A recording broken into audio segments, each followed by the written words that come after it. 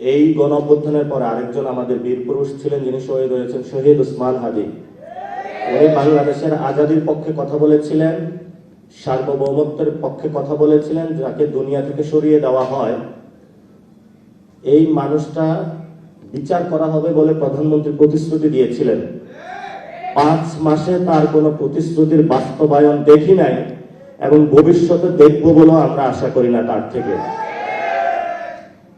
যে মানুষগুলো আহত হয়েছে, শহীদ হয়েছে, সেই মানুষগুলোকে মুক্তিযোদ্ধা মন্ত্রণালয় ব্যবহার করে ৭১-এর মুক্তিযুদ্ধের পরে এই মন্ত্রণালয় ব্যবহার করে অনেক কারসাজি হয়েছিল। এখন আমি বিভিন্ন গ্রামে গিয়েছি, 1 মিনিটে শেষ করব।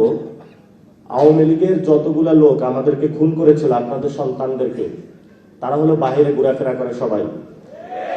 পুলিশও নিশ্চুপ, বিভিন্ন দলও নিশ্চুপ। আমরা যখন কথা বলতে যাই, তারা বলে যে চুপ করে থাকেন, নাইলে চোখ উপড়ে ফেলবো। বললাম যে ভাই কি হয়েছে, একটু রাতের বেলা খোঁজ নেওয়ার চেষ্টা করলাম। প্রত্যেকগুলা সন্ত্রাসীর সাথে কারোর সাথে 10 লাখ টাকা, 12 লাখ টাকা, 15 লাখ টাকার বিনিময়ে ওসি এবং ওই জায়গায় যারা দলীয় নেতৃবৃন্দ আছে তারা ভাগ বটোয়ারা করে তাদেরকে জেল থেকে ছেড়ে দিয়েছে। এখন তারা এসে আহতদেরকে হুমকি দিচ্ছে, খায়া ফেলবো, মায়েরা ফেলবো, সব করে ফেলবো। আপনাদেরকে দেয় নাই? তাহলে আপনাদের জীবনের নিরাপত্তা কোথায়?